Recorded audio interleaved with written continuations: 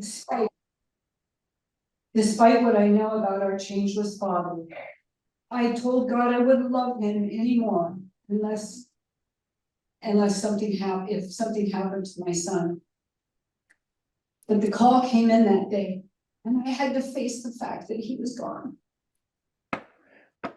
After recovering from the shock, which took a long, long time, I realized that nothing for God.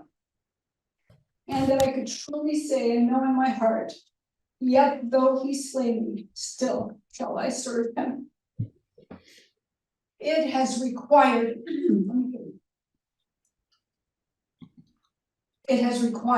some very painful soul searching about my part in that reality. The remorse and the regret were unbearable. I'm sorry that I didn't take what the book teaches seriously enough about family life and about being more religious. But when the pain is almost too much to bear and you lay your regrets before God and repent sincerely, then you accept forgiveness in your heart. You get through these moments of painful reflection by remembering that while there's a long way to go, there is a way to go. And that way is Godward. When any of us experience the loss of a loved one, we can console ourselves because our revelation tells us where they are and that we'll see them again. But it's still a terrible blow to our tender hearts. Speaking of hearts, do any of you remember what the revelators say about Eve? After she defaulted, Adam left for 30 days. She didn't know where he was.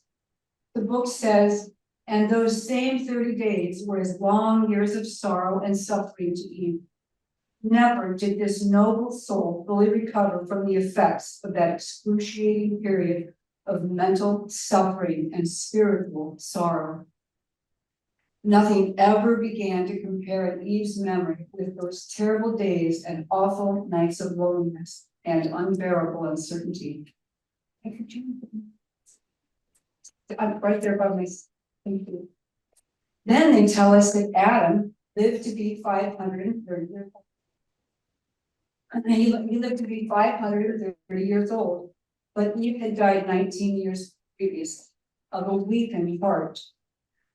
So we know how difficult these depressions and disappointments are on us. Even the material daughter of our world was weakened by a broken heart. And what does the book say about disappointments? Well, they pose this question.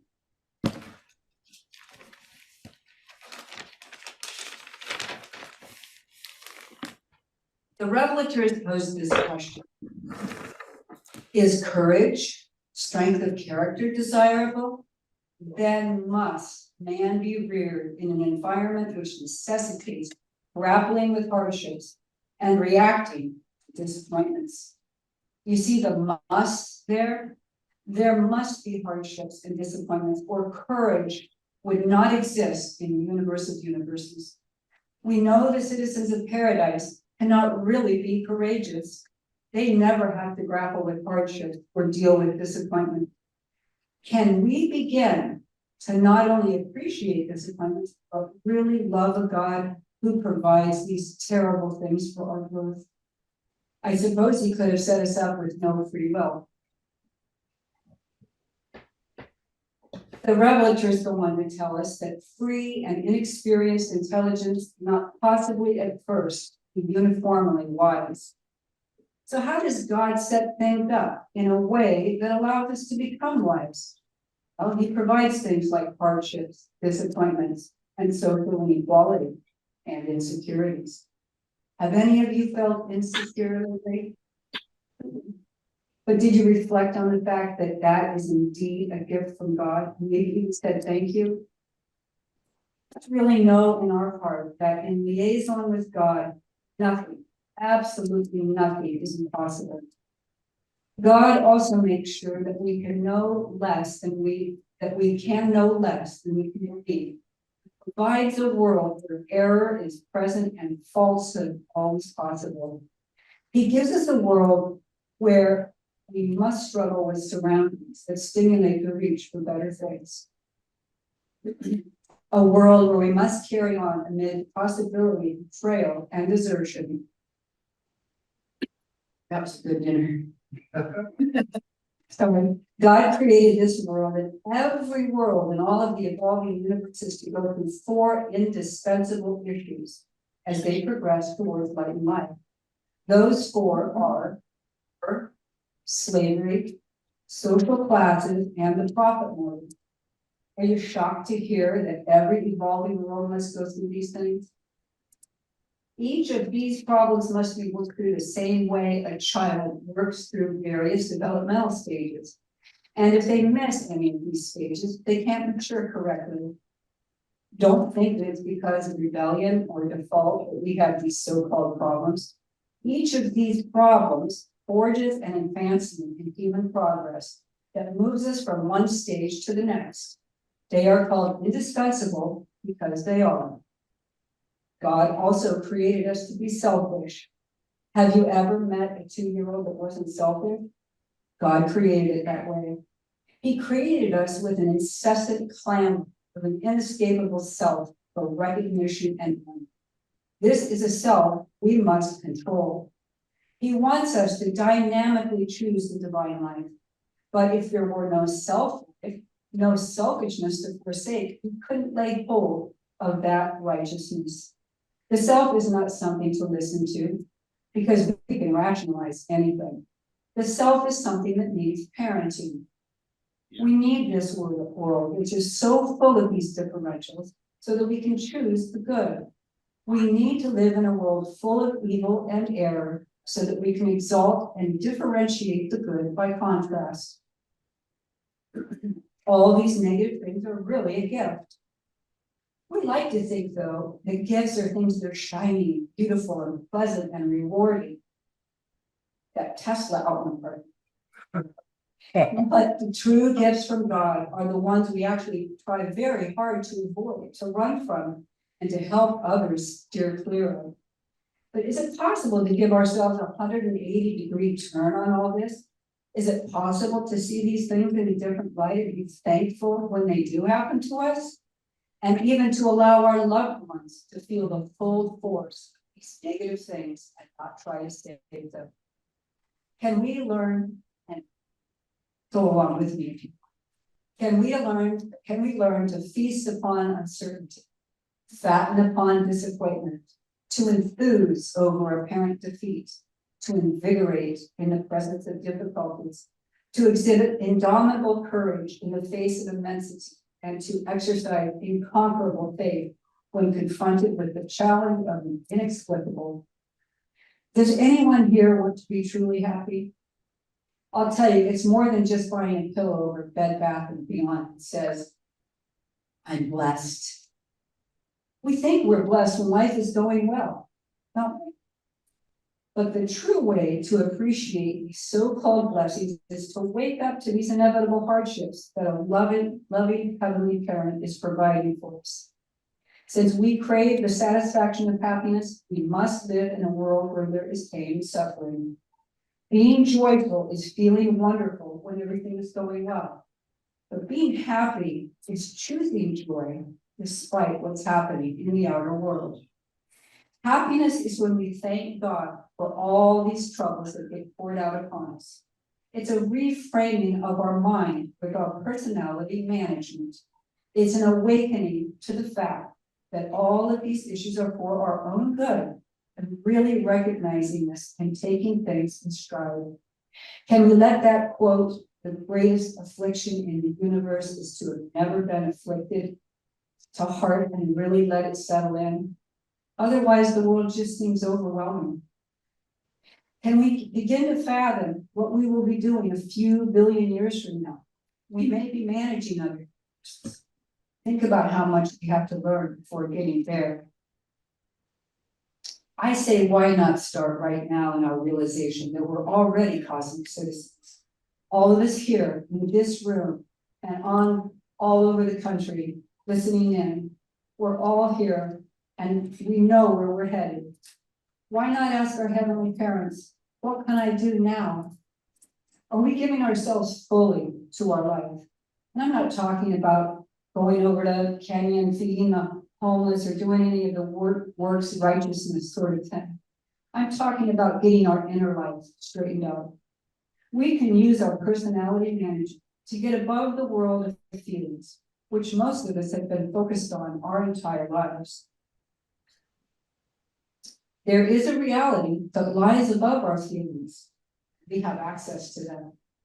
What can we do to foster that? Well, we can begin by living loyally, humbly, and sincerely.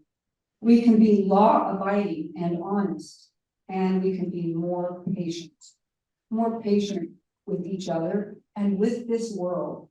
We can remember that God has created these inevitable problems so we can administer his universe someday. We all know that the Urantia book is the fifth epical revelation given to this world. Each revelation builds upon the next, but we've had a bit of disorganized rolling out. The prince and his staff concentrated on law and order. Adam and Eve came to be biologic uplifters. And they were also intending to transition humanity into representative government. In general, you can think of them as fostering scientific progress. Now, Melchizedek was an emergency mission, preparing the way for Michael's incarnation, and he concentrated on teaching trust and faith. And Michael, as Jesus, was here to teach love and service. But again, we don't firmly hold and live the previous revelations. It doesn't allow for a proper building on the next one. Most of the people on this world right now aren't even in touch with what Melchizedek was teaching. You know, they're still looking to sacrifice things in order to have God love them. What about keeping in mind those commandments that went all the way back to Hap and the school of religion during the times of the Prince's Staff? That was 200,000 years ago, and we are beginning to forget the basics. How many people really take the commandments very seriously? What's really amazing about the fifth epical revelation is that it is the first to reveal Mother Deity, God the Mother, to our world. And this eliminates so much confusion. Previous to this, it was a bit difficult to explain how a changeless God, like God the Father, could also be out here in time and space, evolving forward, making a difference. But with the Urantia book, which is a philosophic text, we can finally see eyes. We can harmonize science and religion. With both eyes, we can see the Mother and the Father. One eye seeing the existential, unchanging Father, and the other recognizing God the Mother. God the Mother, which is the God of experience. The Father loves you no matter what. He loves you like you're the only being in the universe. We are a child without duplicate in infinity, a little creature, irreplaceable in all eternity. And God the Mother wants us to harmonize with her mind so that we can be truly of service. We can have a direct relationship with the Father, but we have a cosmic mind. What does this mean? How do I harmonize with the mind of God the Mother? Well, it's been known throughout the ages and is little understood. It has to do with cultivating a correct state of mind. It has to do with conforming to the cosmos, as they say. The revelators tell us that virtue is righteousness, conformity with the cosmos, conformity with the Mother, the loving recognition that you are not only a son of the Father, all of us, but we are also a child of the Mother.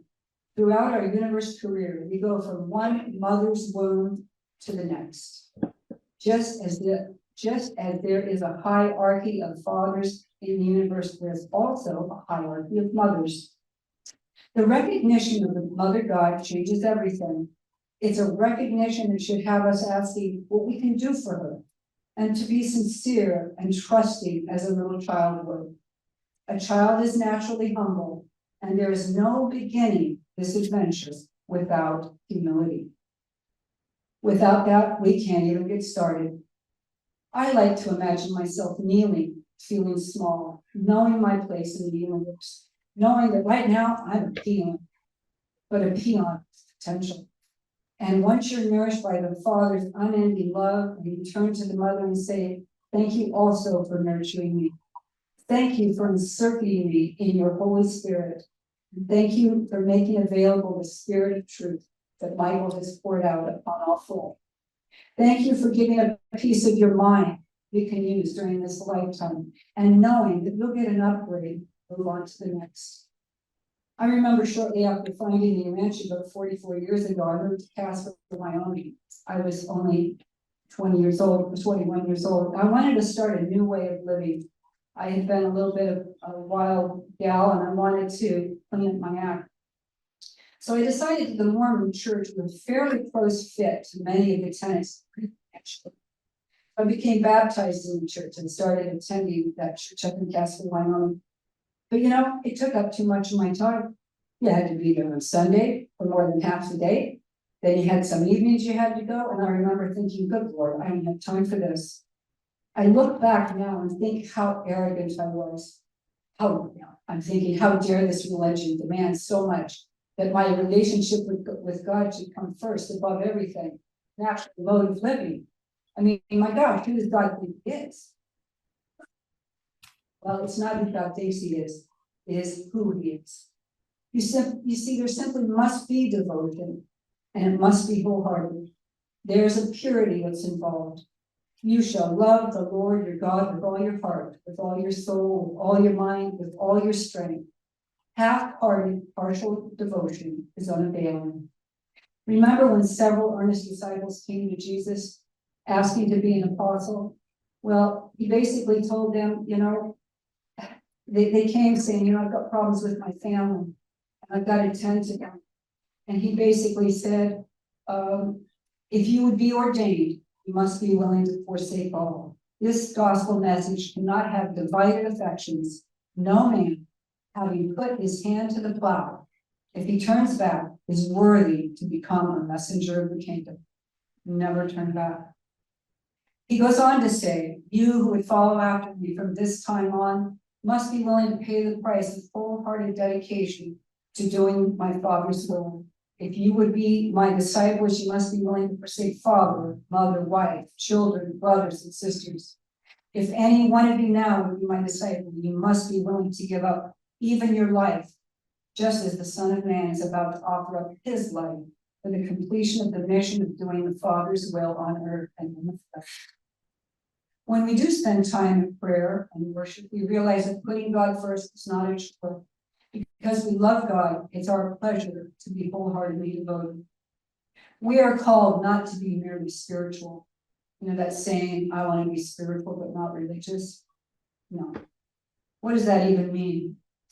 Actually, we're called, with what this revelation calls for us, to become a genuine religionist, something that changes our mode of living. In paper 100, section 6, they remind us that religion is not a specific function of life, rather it is a mode of living. True religion is a wholehearted devotion to some reality which the religionist deems to be of supreme value for himself, for all mankind. If I were a devout Christian or a Muslim, I would be reminded every night, every day to kneel in prayer and know that God is at the center of my existence. I often wonder why Christians don't take things a little more seriously. On the other hand, I used to look down my nose on those people who were fundamental Christians. I thought them so foolish for believing blindly. But what a fool I feel like now after realizing that God would rather have someone be wrong in regard to facts, but unquestioningly loyal in their quest for him and for the truth. Remember, the book says that even if beliefs are base or even false, it doesn't matter as long as there is wholehearted devotion. That's pretty stunning. You see, true religionists have been able to get at something that I couldn't see for a long time. They knew to put God first without question. They don't need a big fancy book full of a million words to tell them what their heart already knew. And that is that God is the most profound fact in the universe and worthy of every minute of our devotion and love. They know that the outer world and all its trappings are not lasting. They know the difference between the outer and their inner life. with God at the center of that intellect. They have an unquestioning loyalty, wholehearted devotion to the ideals that they deem worthy. Let's remember what the Master requires of us. It's a spiritual rebirth, transcendent of material and temporal considerations. So yes, bad things happen to good people. Why? Because God wants us to grow up. So he's prepping us for the long, long run as we follow him through the endless cycles of eternity, circles of eternity. What must we do to be saved? We know that God has agreed to do everything. Man only has to agree to believe God's promises, to follow his instructions. Heretofore, it had been believed that salvation could be secured only by works. Don't look to works in the outer world that you might do as something that would save you. That is called works righteousness, and it is not what is demanded of us. Service that flows naturally from the love of God is real. Other service is not. What we must do is believe God's promises and follow his instructions. Do we have faith, really and truly? Is that assurance creating a mode of living? Once we take hold of that saving faith, we'll see problems in light. We'll remember that hardships are really blessings. What's the point of having faith if you don't use it? Going gets tough. So let's lay claim to that mindset. Remind ourselves that our feet are anchored in God's eternal life, while our hands are out here in time and space doing good work. Thank you.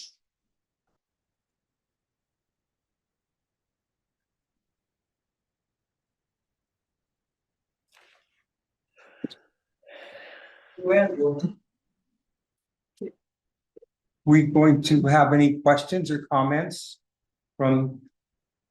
Let me see if this microphone is working.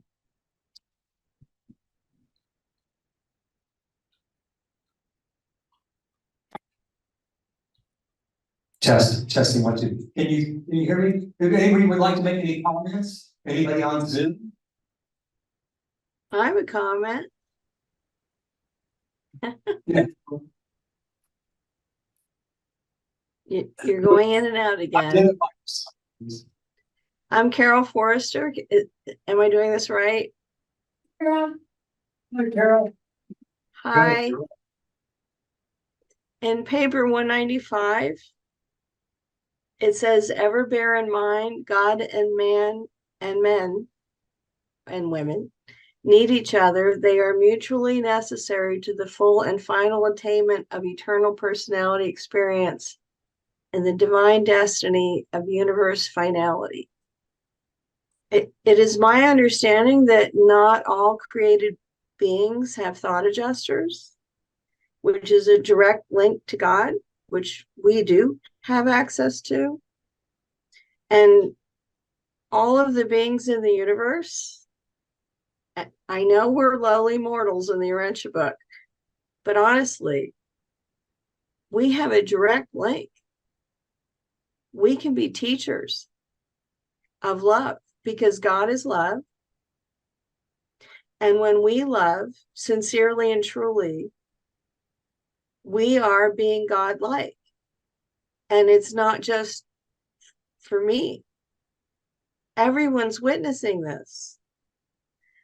Beyond us, all of those who do not have thought adjusters, who depend on believing that God is there, because the default happened because they couldn't see God.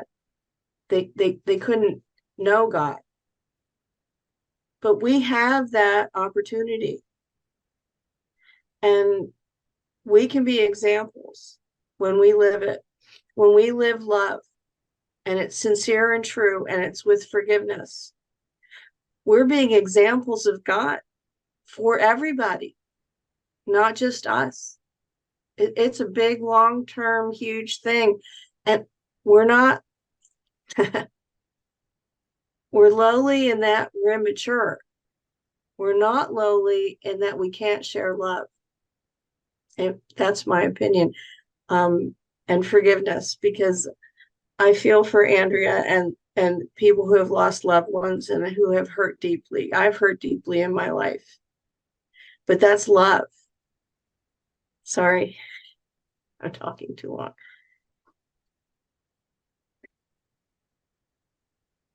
Introduce yourself.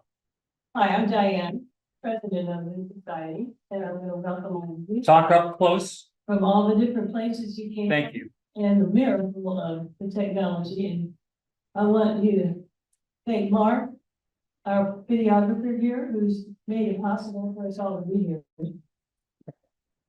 Hello, hello. And I want to thank the cooks who cooked this marvelous Thanksgiving dinner. Yes. Yes, Ron.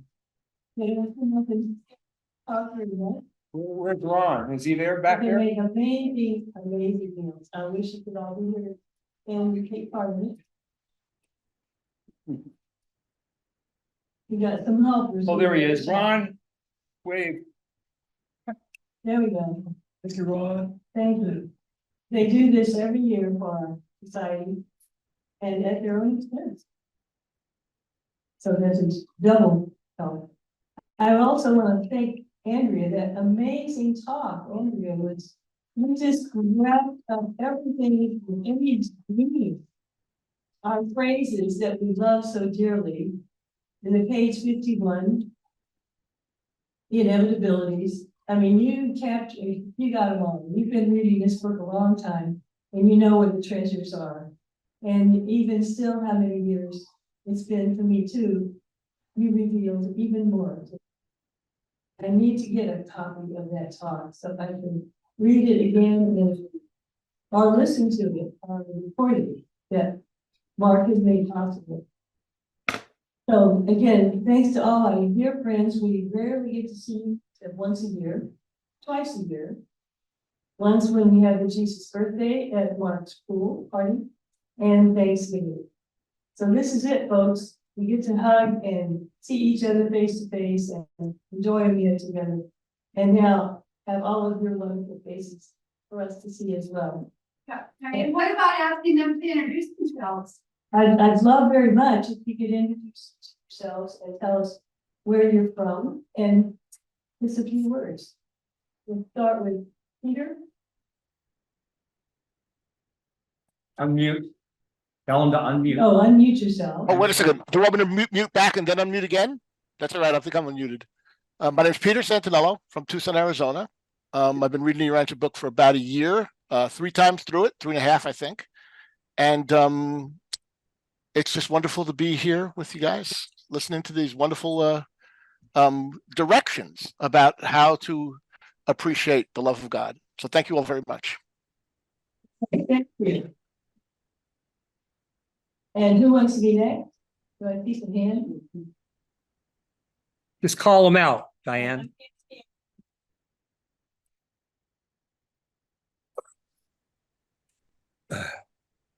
Okay. The sound is completely gone right now for me. Hello, can you hear my voice? That I heard. Yes, and we can hear you, so the sound is good.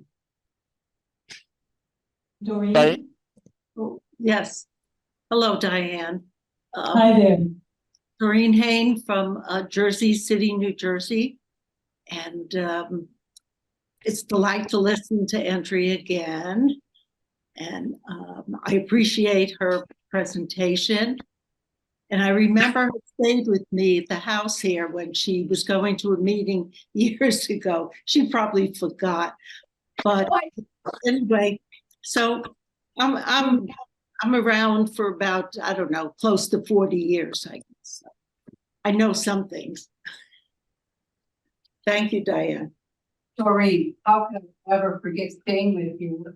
Not to mention the room you gave me had a view of the Statue of Liberty. Oh, yes, yes. Okay, thank you. Can you hear me, Jill? Oh, hi, I'm Jill Strunk and I'm from Colorado at the moment. I moved back here from Minnesota in April, loving it. So many lovely Urantia book readers here. And I read the book for 50 years. I found it in Colorado, and it's been such an important influence in my life. And so have all of you, or those of you I know, and I get to know more of you all the time. Thank you, Andrea. Hi, Jill. Hi, Remy.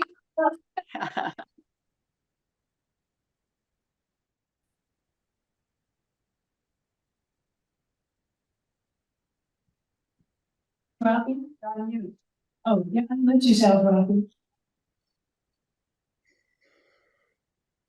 Rocky's sound is not working. Move on to the next. Yeah. Can you hear me?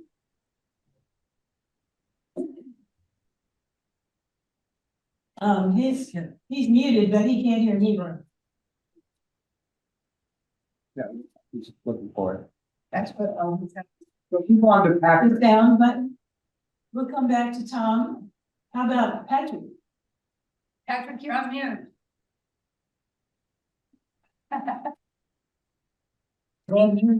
about if we go to Roy? Maybe you can all unmute yourself right now, so have you there. Patrick, can you hear me? Well, go ahead and tell us about yourself. I'm gonna talk, you want me to talk about stuff? Sure. When you got the book? What? Sorry. Patrick is an author. He's written a really amazing book. My Beloved Adjuster. Everyone should get a copy of that. Yeah, that was my first book. I'm working on a few more, one on soul, one on mind, and one on personality. And so I hope to have the, like, my beloved personality. Wow, what a gift from the Father that is.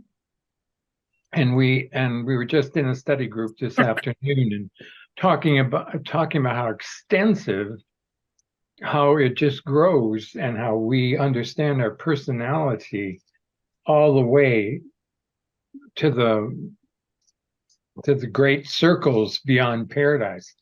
And the personality still functioning. Our personality, yours and mine, are still functioning. And we were talking about how there are many parts of the book we don't understand. And it's like, and we get frustrated with ourselves. And so I just mentioned that the personality is unifying mind, body, spirit, and soul all the time, automatically. And it's way beyond our understanding, but we're on the personality circuit of the Father, and your personality is unique. And so I just said to be patient, and that I'm sure you probably experience it too, where you're studying a certain concept and you can't quite get it, or you don't understand what they're saying, but you're persistent and you're continuing to pursue an understanding and then applying it to your life. And then one day you wake up and all of a sudden you realize that you are your soul. I'm not just me, the human. I am me and a piece of God as one unit. And that's what the soul is. It's that relationship. And I just had a quote about Jesus too, when he told the apostles that the kingdom of heaven is in you. It's your relationship with the Father, with God. That is so beautiful. I have the kingdom of heaven within me.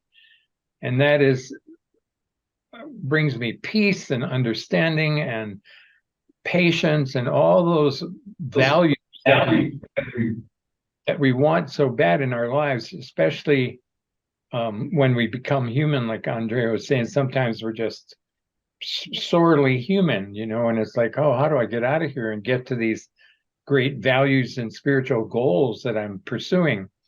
And then we remember we're also the animal part too, the golem.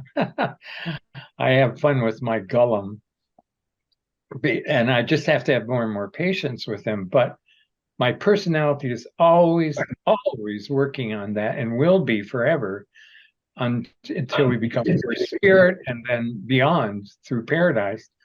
So I just want to say that continue to pursue your studies, because one day, it's like the other day last week, I just woke up in my soul, as my soul.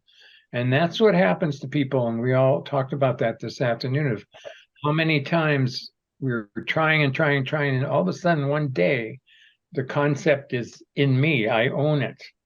You know, I am my personality. I am this incredible piece of God's personality. I am my soul. I am one with the adjuster, and meditate on it and just have joy in that realization. So that's all I want to say. Thanks.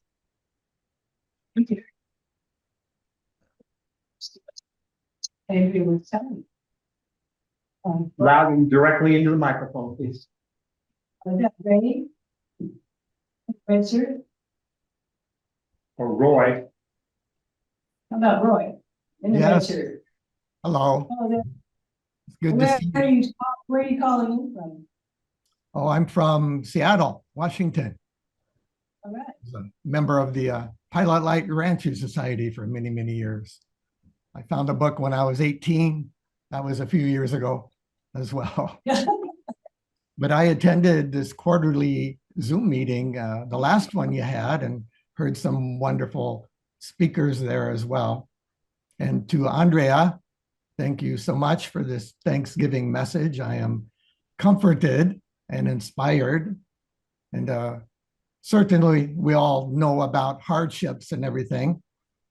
But I recall that there are many spiritual beings who line up to come to this world to serve, including thought adjusters, just because of the conditions that exist in our world. So I wake up in the morning and be thankful for the privilege to actually have been born on this world and to, find God under these circumstances. So organ donors is what we will be called, I remember, because of this experience. So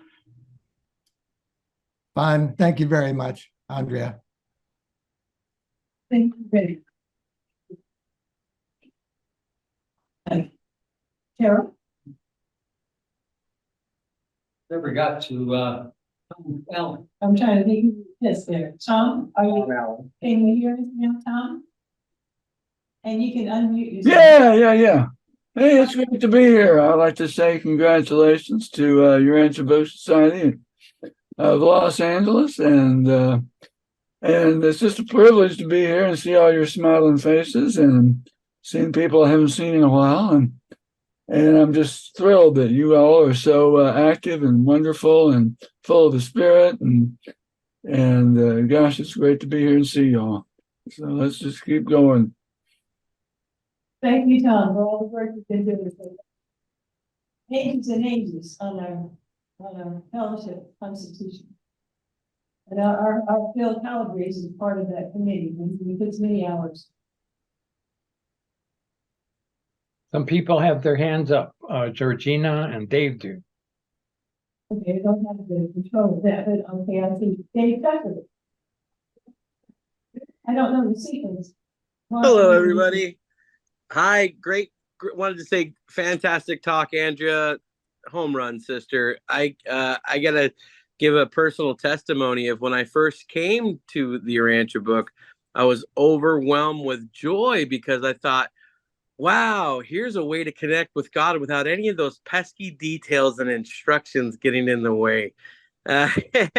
And my desire to love others and to share my life with God was pretty focused solely on the love of God. And this whole other element that you introduce of not merely believing God's promises, but following his instructions, I think what you're doing is you're identifying that precious detail of humble submittance.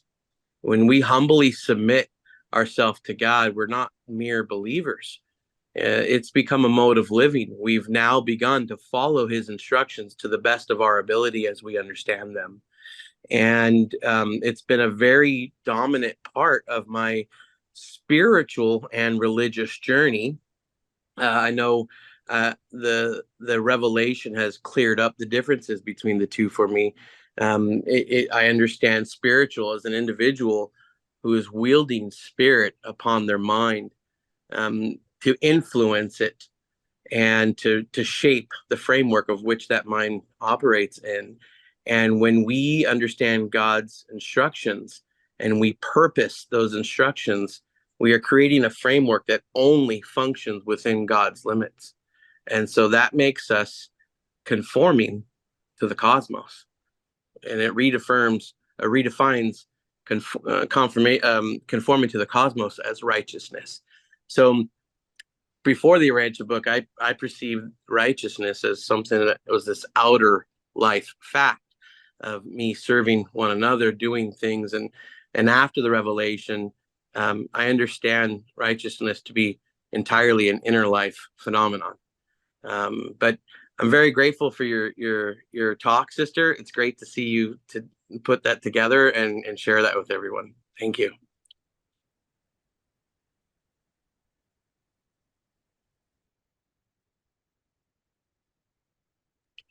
You might want to speak a little closer to the mic because I can't hear it. Any sound? Anybody else here? Is it just me off?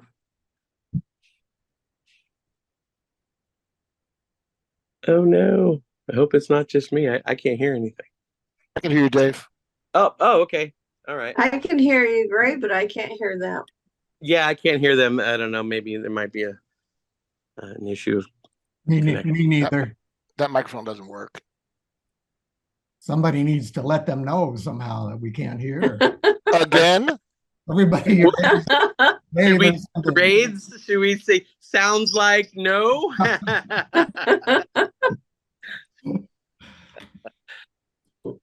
I can't.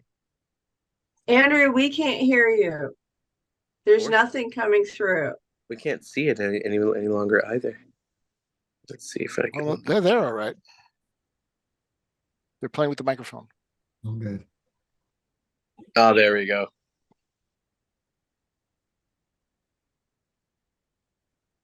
Well, it's our meeting now. We can have our own meeting. We should just start to learn how to read lips. That's what it is. I think I'm getting it though. I think I'm getting it. It's like hello. No, I'm not getting it. Sorry. Well, I can't hear anything, but all that turkey and trimmings sure smell good, don't they? I can almost smell it as good as I can hear it. Yeah, we can see you. But Well, why don't we listen? Let's listen to Georgie. It's a good idea. Oh, we can't hear you. Oh, you're muted. I want to talk to Andrea, so I want to make sure she hears. So somebody else can talk right now. Well, that's fine. Can you give us a thumbs up if you could hear us? Uh-huh. Give us a thumbs up to the camera, Diane, if you could hear us. Oh. I know you guys can, but I meant it seems like there's a disconnect over there. So I'm wondering. She's frozen right now, though. See that? I mean, I think they're having a bandwidth issue. Oh, that could be. Yeah, sounds like I it. think they're frozen. Well, Diane is frozen. I mean, that's pretty obvious. It's not that cold, is it? Not in LA. Anaheim. Yeah, she's definitely frozen. You can hear us. You guys are, at least Diane is frozen. So I don't know what you can do, but maybe we should just continue. Does anybody else have anything they want to say to the group? Introduce yourself. I'm a second generation reader. Over 50 years. I mean, I love the book, but I'm also a Christian, so sometimes I get in trouble with that in the Arancha community. I would like to say something. I just went to a grand opening of the Global Temple on Tuesday here in What's the Global Temple, the GCCA, Global Communications. Out of wait a second, I think they're coming back. So I'm not going to be able to tell you all about it, but it's a beautiful place and they're wonderful people. And Tumacacori, Arizona, about 50 miles south of me. So I think they're starting to come back. I think they can hear me. Can everyone hear? No. Great. Georgie, how about you try it? Where you're doing. I don't think Georgie can hear it. Oh, I can hear you, but can you hear me? Yes, can you? Okay, I can barely hear you. You're breaking up, but I wanted to talk to Andrea. Is she still there? Is Andrea there? Yeah, Andrea's still here. Pardon? So, Hey, Andrea, I just wanted to thank you for including your son in the conversation, bringing him in. That was fabulous. And I also wanted to remind you of Dancing in the Wetlands in Canada, where I'm from. Pardon? Forget that. Yeah, your microphone's hard to hear. And right now, I'm in Canada, and we've had our Thanksgiving long ago, and I'm humbly watching my grandchildren be naturally humble, and it's a delight. And I was given the book in 1969, and I've sort of been in and out for many years, and I have always. I think that we need to just trust our faith. I think that trust our faith. So anyway, love you, Andrea. Thanks so much for. It's pretty great to see you. Great to see you. Okay, bye. That was wonderful. I get our spirits interfered. We got you guys back on again. Yeah, who have I missed? There's Chuck down here. Chuck. Come yourself, Chuck, and tell us your, can you hear me, Chuck? Muted. Unmute yourself. We cannot hear you. Sorry, move on to Lee then. Oh, there he is. Okay, you got it now, Chuck? Okay. Can you hear me? Oh, Yeah, speak up. Got it. Can you hear me? Yes. Yeah, I've been a reader since about 1973. And Central California, where there weren't any other persons who knew anything about the Urantia book. So I read it for years until I moved to close to Vern Grimsley. Do any of you remember him? Yes. Yeah, he goes back, and he ran a radio program for a lot of years from Corsica. And he had once a week meetings, and I attended those for a long time, him and his wife, and quite a group of people. Yeah, quite a group.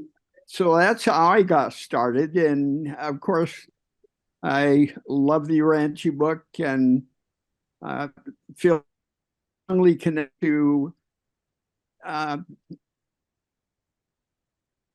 I call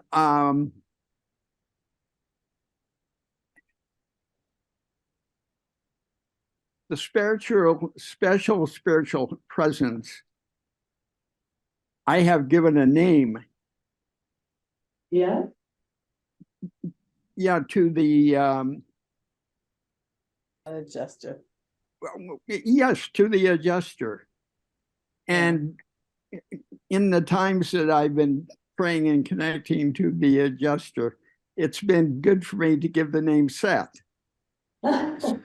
It's a name that just came to me when I was asking for a name because I got tired of saying the adjuster and so on. I know. It's been a tremendous advantage to me to have this adjuster. And it's more of a personal connection in inviting Seth to be a part of my whole body and my whole system and my mind. But I've enjoyed this journey, and I'm glad to be a part of this right now. What a fusion. Well, congratulations. I'm going to try and get a name for my guy too. Janice, you keep showing up. Not something you should try for. Janice. Yes, me, right? Yes.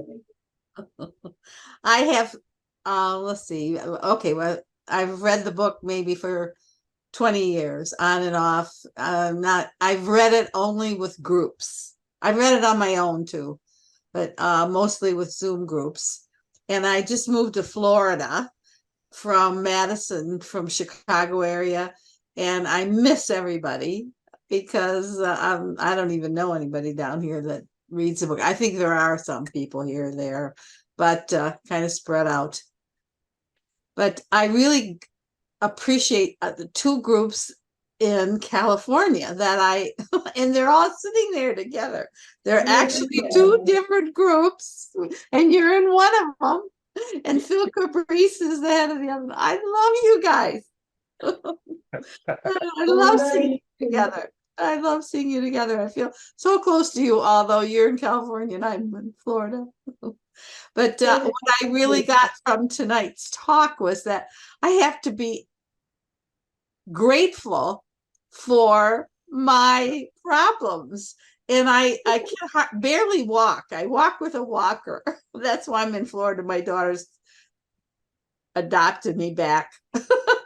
And that's to be grateful for, how I'm processing this and how every day I won't let it take over my mind, that I have reason for joy, and I'm going to demonstrate that in my life and in my body. I don't care what it happens to be going on.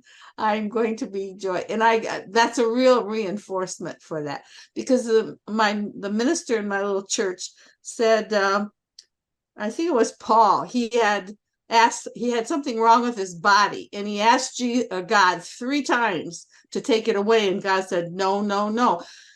Through my strength is made perfect through your weakness. That's a Bible quote. And I thought, wow, okay. And then what I heard tonight too, Angela, that's perfect. So I'm grateful for what I'm going through, because and I'm going to be helpful, and I'm going to be successful with it. It's not going down the tubes with it. I'm going to be successful with it. So thank you, everyone. Yay. That's right. Be grateful, even for the bad stuff. Anyone else would like to talk? Put your hand up. You know how to do the hand up thing. I think Dave, you've already spoken. Your hand's still up. You know how to have your hand up.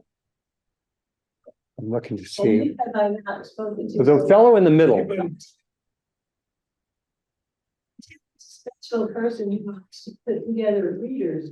Anytime he meets one reader, he tries to hook them up with another, so they're not reading alone. Go ahead, Ted.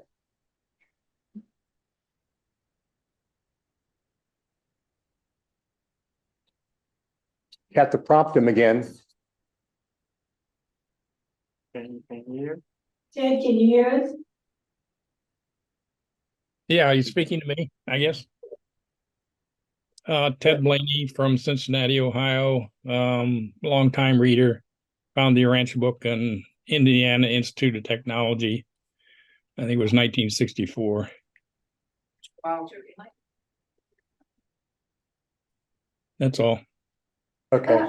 Well, thank you. Imagine you've been here a long time. Sue, we haven't spoken to you. Would you like to tell us something? Sue Snyder? Can you hear us, Sue? Can you unmute yourself? Sue Snyder. Can you hear them? Sue Snyder. Maybe she's not here. Here's Lee Rector. Right there.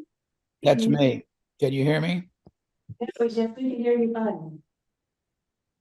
Yeah. Can you hear me? Yeah. Yes. So We can hear you. Yes. Okay. I picked up the Urantia book in 1977 when I was in Nashville. And we had a study group there it's still going on, actually. I had it for a while. Mary John Wilkin had it for a while. Melissa Wells had it for a while. And very active group. And the Urantia book is it's me. It's what I move and go through. I don't look at any other philosophical things except when I'm trying to answer a question, but look at the question of the question, but then when I'm looking for the answer, I go to the Urantia book. And I usually find it there, but I don't always comprehend it. And I know some people here. I think Tom dropped off, but I've known Tom, and we used to hang out with the Oklahoma. Oh, there he is. I see him. We used to hang out with the Oklahoma City group, and we did some things. We did a couple of scientific symposium over in Oklahoma before the Urantia Foundation took that name and started it. So we did a lot of things. It was an active bunch of people, and it was love everywhere, right, Tom? So I just keep chugging on. I just had my 76th birthday, and I feel like I'm 12.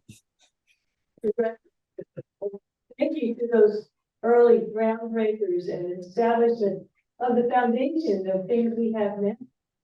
Thank you very much for all your work and I'm happy to be here. I got the email on it, and I came over and spent the day with you. thank you so much for that. And come back and get it. We do this every 3 months. And Sue, maybe you're available now? I could hear you, but I'm zooming in from my phone, and I never know how to get the microphone back on or the picture on. But I thought it was a beautiful afternoon, and I'm so grateful for the preparation and all the conversation and the heartfelt,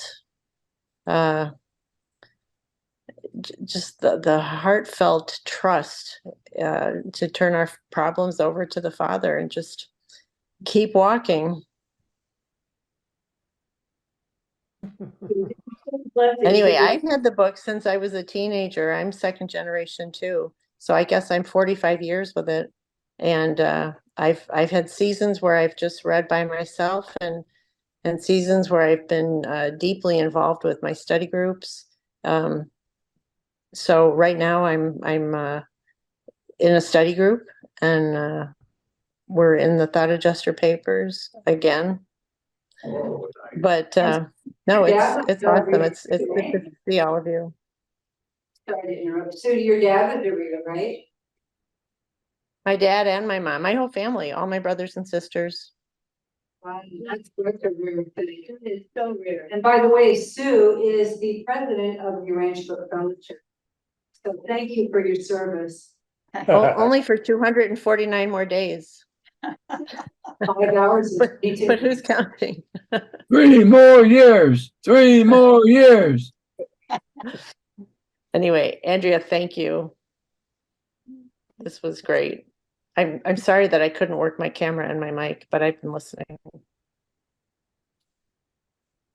Well, thank you very much, Sue, and for all the service you do for the societies. You're really an innovator. I love you guys. Karen, down here. This is Jill. Can I just say something?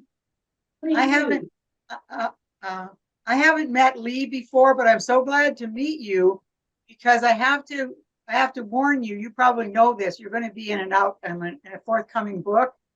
You and Mary John Wilkin are in. I've been reading Michael McIsaac's manuscript of his forthcoming famous Urantia book readers, and you probably know you're in it. So that's going to be a huge treat.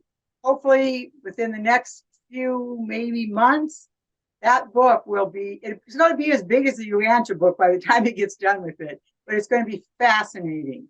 So look forward to that book. Michael's doing a great job on that, and we've been in communication. And he's gone beyond the call of duty. He's picked up the carpet and unswept from under the carpet and found all of these people. It's incredible. Yes. Hey, voted as you go. Time. What? Time? How we do it on time? Well, we I'm ready to shut it down anytime.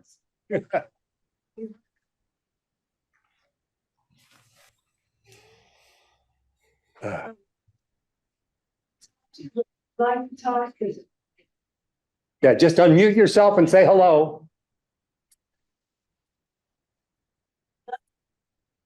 Hello. Yeah. wait, Oh, wait, somebody wanted to say something. I said, Cheryl?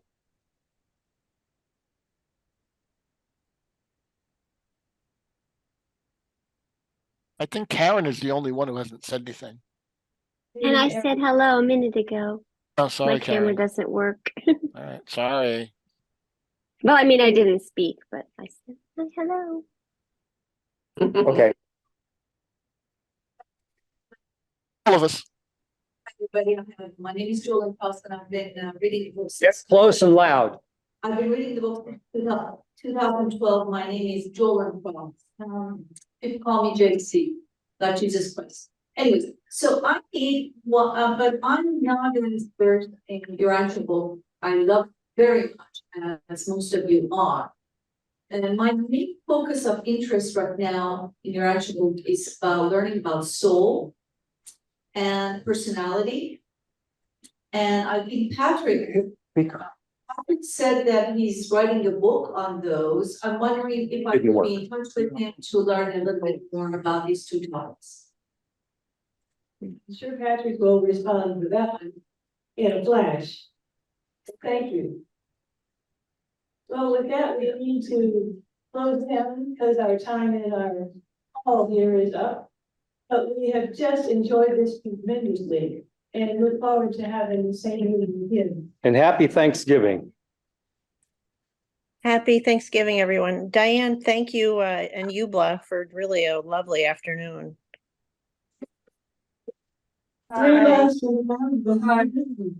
Everybody wave.